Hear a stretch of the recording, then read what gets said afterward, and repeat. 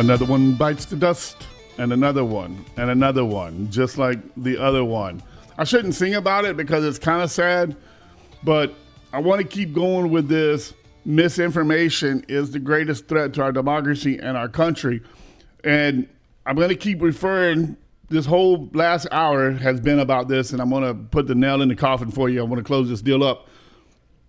Some of the people I have been engaging with online, you can't change their mind. You can't make them understand, because for every story I give them, they give me a story. And for every report I send them, they send me a report. And that's why I've kind of started going to third-party resources to get information from industries. So if you want to know how the economy is doing in bars and restaurants and hotels, well, why don't you go to DBPR in Florida, or if you're in another state, whatever they're called in that state, and look at the amount of hotels and bars and where they stand, their profit and losses, how much they're making, how many are opening, how many are closing, how many are getting new permits, how many are getting new liquor license, and look at the growth pattern over an industry for the past, let's say, 10 years. Let's go back 10 years. Well, you don't have to go back that far, but we can. Let's go back before Trump, during Harris, or Biden, Harris, whatever. And let's compare real-time numbers and not just what the news tells us, because WESH 2 actually did a report. This is the hypocrisy of it. WESH 2 actually did a report following up a CNN report last week after one of the Harris's interviews about how great the local economy is doing, right? Local economy is booming. We're growing. Orlando's growing. Central Florida's growing. And it was a report WESH did, and I'm not picking on WESH, but if you pulled up CNN and closed your eyes, it was the same story being read to you, just a different person, a different verse. Right? A different voice. I'm sorry, not a verse. So that makes me think that was a script pulled from the AP Wire. Okay. But who writes the AP Wire? I mean, riddle me that, because I don't know. Who's in charge of the AP Wire? I mean, you have to have... Is it the government? Superior credentials. I'm not Well, really I mean, sure. like, okay, like for in corn, right? There is a corn convention.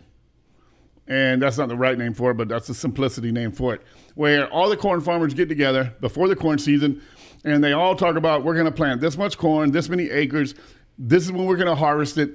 And yes, sometimes it fluctuates, but they try to know up front as a group of people in the sweet corn industry how much corn we're going to grow, how much is going to be on the market, lack of something bad happening, what can we expect on yields. We don't want to flood each other out with product, but we also want enough product that we can all sell and make money. And yes, there's competition and one thing and another, but still there's a meeting of the minds, if you will. Not just burp on radio. You did. I'm so sorry. I'm still on the meds. I'm going to use that for bad manners. I apologize. So my question is, in news media, is there a meeting of the minds to say, this is what we're talking about, this is what we're going to put out, this is how we're going to run with it so none of us look stupid, we're all going to do the same thing? So I know with AP, the staff members belong to the Newspaper Guild Union, part of the AFL-CIO. That sounds government controlled. That's it just 3 letters. It just sounds government controlled to me. I don't know. I'm just saying. Well, here's where I'm going with it. 3 or 4 news media outlets talked about how great the economy's doing, how great we are, how Trump's mishandling of COVID caused this, and how the entire world, we have rebounded faster. Well, we should. We're the United States of America. We have free trade. We should rebound faster than anybody all the time. That's not a here or there situation, right? But here in the Orlando area, Sanford, and I think they got one either in Altamont or Oviedo, the Sanford Brewing Company, and I used to do stuff for them because they were doing a GMO-free beer at some point. And whenever they make beer, they have all this leftover product of the oats and barley and all the stuff. And if it's not GMO, it's actually good energy source for cows. So they're like, man, we ain't got nothing to do with this. Can you come pick it up and spread it on your pasture? And the cows love it. It's like candy to them. Whiskey for my men and hops for my cows. And hops for my cows.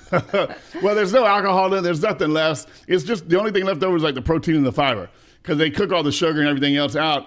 So we did it for a little while. Then I was like, man, I don't want my cows eating this all the time.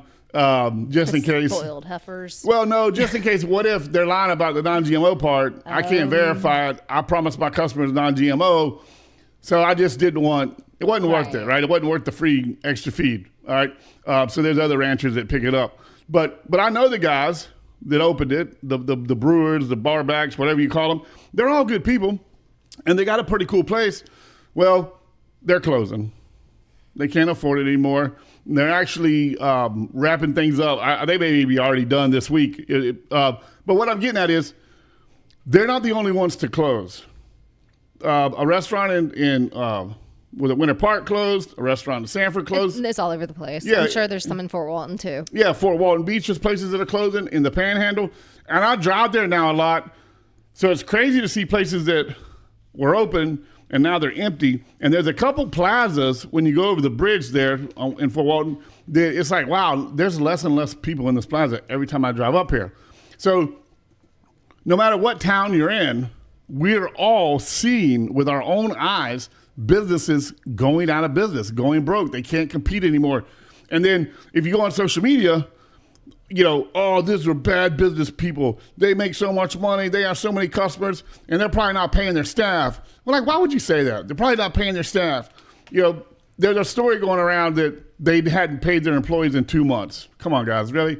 If your boss wasn't paying you for 2 months, unless it was like a personal family deal where you really knew each other and you knew there was investment coming and the checks would get caught up, are you really just going to keep clocking in, clocking out for 8 weeks? I mean, if they're living on tips, they weren't getting a paycheck much of anyways. And so what was not being paid would be that Nominal? Well, the portion that the company has to pay to the government, right? Because Oh, maybe. Yeah, I didn't got you you. say that having an employee, you also Yeah, you have to paying match your taxes and stuff like yeah. that. So yeah, so maybe they were missing a small portion of their money, but the tips were so good they kept showing up. Who knows? Well, your tips get too high and you get a zero paycheck Oh, really? because you have to claim 10%.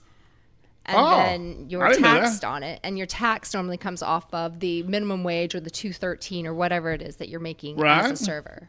See, I've never served. Yeah, it Well, I was- mean, I served, but I served man, different things. I We didn't made get tipped. so much money. Really? So why you Yeah. work for me? Well, because I got I'll old. tip you. I got old, Yeah, does Billy tip you? maybe. Billy played just a tip. Jonathan, back on topic. Such a juvenile. So that's irrelevant, first of all. Again, opinionated pieces. Instead of them reporting this to the news, they add in here comments. They must have been mishandling the money. They were too worried about growing instead of just staying in their lane. They must have not been paying their employees and yada, yada, yada. Instead of just saying another bar with multiple locations can no longer afford to operate in this economy. And sadly, after being in business for 10 years or however long they've been in business, they have to close their doors to the community. That's the difference, and that's what I'm talking about. And that's the misinformation. And they're saying that we, on the Republican side, the conservative side, the Donald Trump side, whatever side you want to call it, we're the ones putting out all the false information. I shared a thing from RFJK, whatever, how do you say his name? RFK Jr.? Mm-hmm. And I'm not a huge fan of his, but I do like him. I'm not going to lie. He's a little bit crazy. He needs to be reined in on some of his environmental and crazy climate stuff. I will agree with that. Okay, but if you listen to everything else he says, I can almost like deal with some of his craziness because he brings up very, very valid points. And I shared the story with somebody else. I don't have it right in front of me, but the highlights of the story were more Americans per 1,000 or per 100,000 population-wise died than any other country in the world. All right? Now, he It went died when? Why? during COVID, Oh, you left that right? part out. Oh, I'm sorry, during COVID. So during COVID, you got Bill Gates and Fauci and all these people saying, you got to mask up, you got to stay home, you got to get vaccinated, mandate, mandate, mandate, mandate. In other countries like Haiti, they actually have a clip of Bill Gates and Fauci saying it's going to be a shame. Haiti will no longer exist after COVID. COVID will wipe out the island of Haiti Rude. because they are too poor to afford the vaccination. Haiti had like a 1.8% death rate, right? We had a 3.9, almost triple their death rate. And then he goes through the numbers of like, if you look at all the deaths of everybody who died of COVID, they all had 1 to 3 chronic illnesses, either obese, heart disease. They all had something else going on. And he's like, they were already on the cliff, hanging on by their fingertips in life, walking around, dead man walking. And then COVID came along, stepped on their fingertips. But stop blaming COVID for all that. All right, another one. Right, here we go. You ready? No. Fannie Willis. Oh, this one. I did this one. Kamala's attack on Christianity. You can't find it online anymore unless somebody like saved it to share it. They talked about where Vance was at a place. Somebody yelled, Jesus is Lord. He's like, amen, Jesus King Kings. And then Kamala did it. Somebody did it at her place. She says, you're at the wrong rally. Right. Right? Are we done? Are we out of time? We Darn it. I don't have enough time to finish this. Go to YouTube. Check me out. I'm going to keep talking about this. I'm going to do some videos. Thanks for watching. Thanks for listening. More Silly Farms Organic Meats. We're out of here.